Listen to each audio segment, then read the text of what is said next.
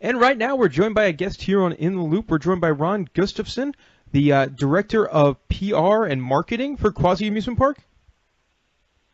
Good morning, Pat. All righty. Well, welcome to the show.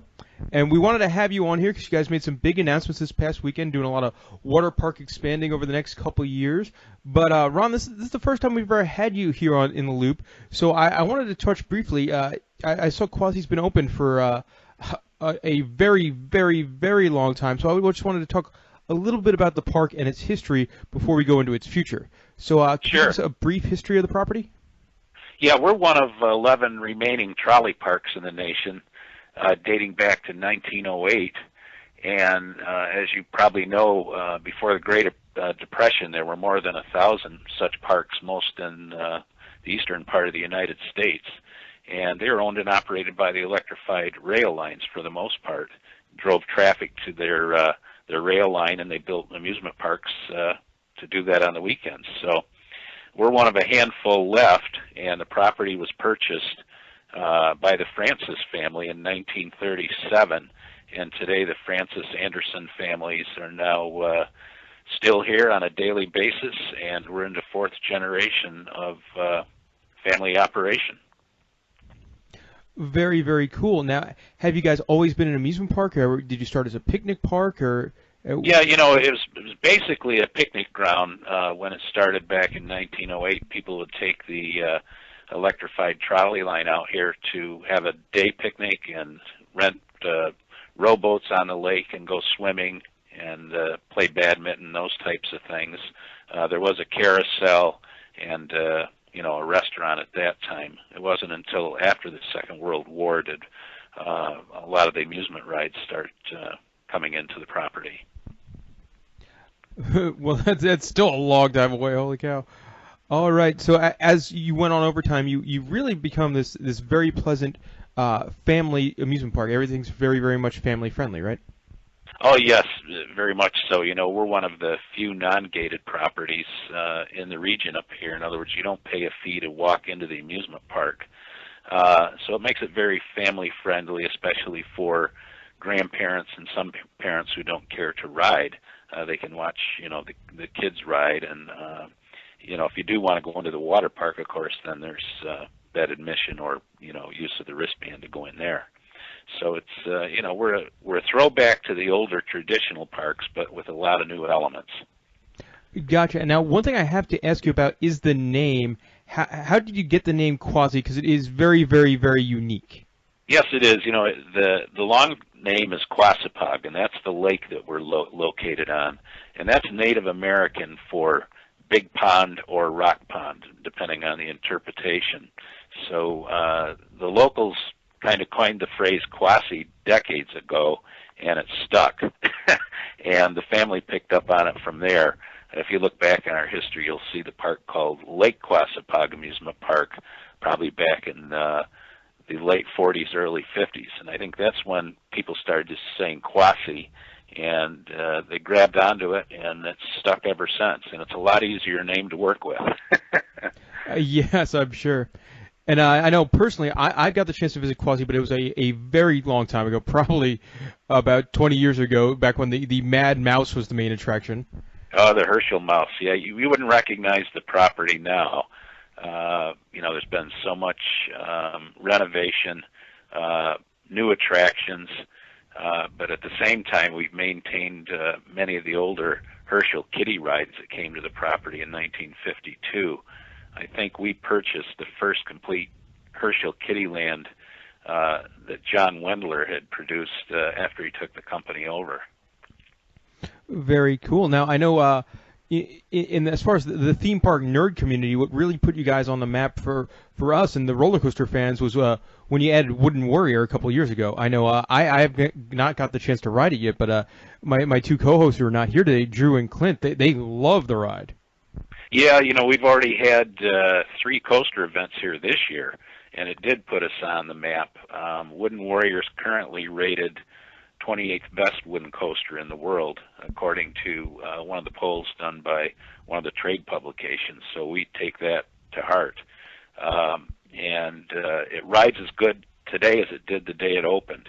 A lot of that has to do with the Timberliner cars that are on the ride, and they're from Gravity Craft, which is a sister company of the Gravity Group, which designed and helped build Wooden Warrior. Yeah, I know you talk about being highly regarded. I know Drew's been on almost or slightly over 400 roller coasters, and it's in his top 5 wooden roller coasters. So that says a lot about the ride. Yeah. Oh, we're amazed at how well received the ride has been and continues to be to this day. We hosted Wooden Warrior Day in May. That draws a lot of coaster groups. We had a group here about 3 weeks ago from Germany, and we had the European Coaster Club was here 2 weeks ago. So the Wooden Warrior draws a lot of interest, and we're certainly pleased with that being a small family-owned property. We put a lot on the line to build it. Yeah, and I know this year you guys had some cool stuff too. We had the chance last year at IAPA to talk to, I believe it was the park president at the time, about the new Frantic ride that's opened up at the park this year, which I would say is probably the most thrilling ride you guys have had.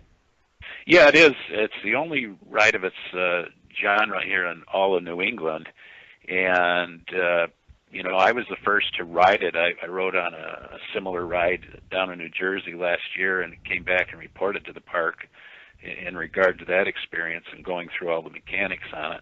And it's been a real hit here.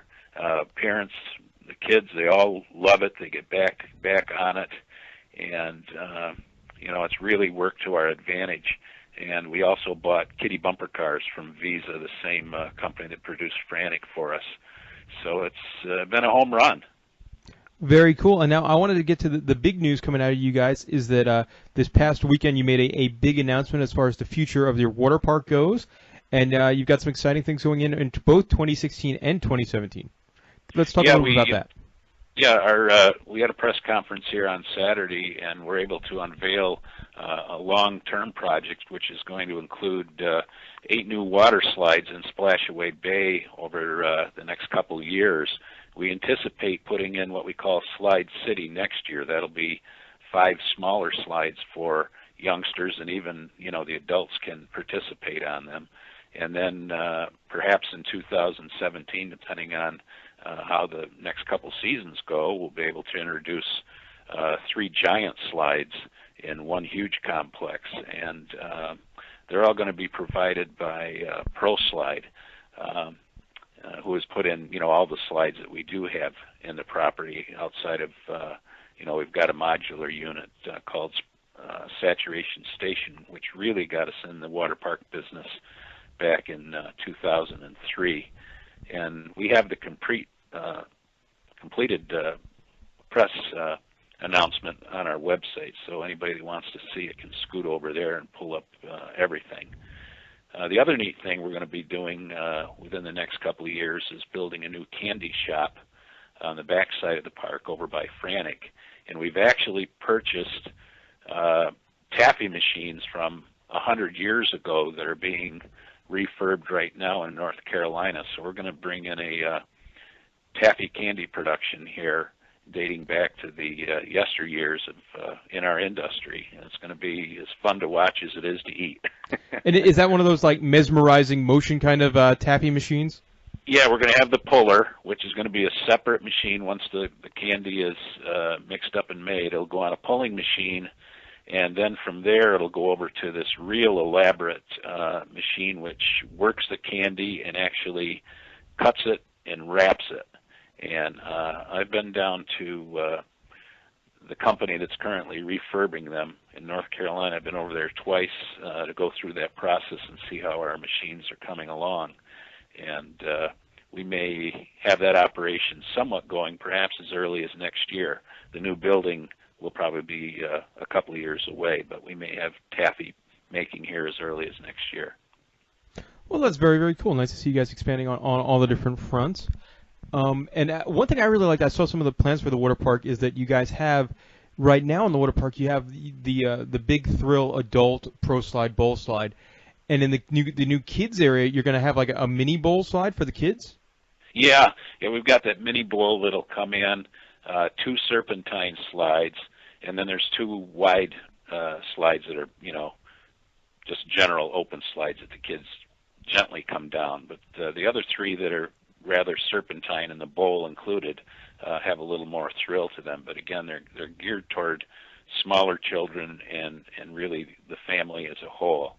So that'll be a welcome addition, because we found out after building Saturation Station and then putting in the extreme body slides and the bullet bowl a couple of years ago, we were missing the element for the toddlers.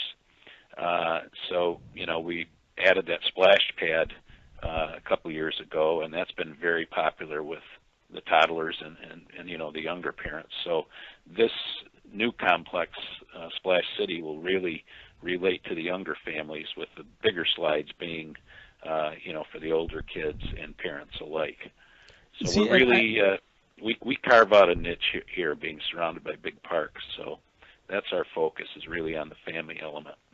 And I also like that too for the little guys, that they have a smaller version of the bigger slide, so that Quassy's very much a park where people come back to year after year after year, and the little kid who's 3, 4, 5 is going to be riding the little tiny bowl slide, looking at the big one, saying next year maybe I'm going to be tall enough to ride that, and then eventually they will. So I think that's really cool. Yeah, and we hear that with other attractions in the park. We have a Chance Yo-Yo Swing. And, I occasionally hear youngsters say, "Jay, I want to go on that." They're too young to go on it. So, perhaps our long-term plans, too, will be including switching out one of our older kiddie rides for a smaller swing ride for toddlers. And, in our announcement Saturday, we kind of pointed out that some of the rides in coming years that have been here for years will be, exchanged. We'll make some not so much additions as we will be simply improving on existing equipment. So nothing definite in terms of that part of the announcement, but that is part of the long-term plan. Yeah, because the rides, they last a while, but they do only have a certain shelf life on them, and at some point you do have to replace with the latest and greatest.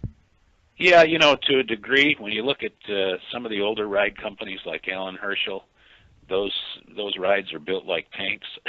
And we went through our helicopter on the off season, and it's like brand new. That ride was built in the late 50s. That wasn't part of the original package, but these Herschel rides, for the most part, are just phenomenal in terms of design and such. And the parts are still available through the Alan Herschel Company over by Buffalo, New York. Very, very cool. Well, Ron, I want to thank you very much for coming on the show, talking a little bit about Quassy. I guess bringing some of our people, our listeners, up to speed if they were not too familiar with the park. I think they know a lot more about it now. And I wish you the best of luck with your water park expansion over the next couple of years. Well, we appreciate it, and we'll certainly look forward to seeing you up here sometime soon, and we'll give you the 25-cent tour. How does that sound? All right. I can't wait, Ron. Thank you very much for coming on the show. Thank you.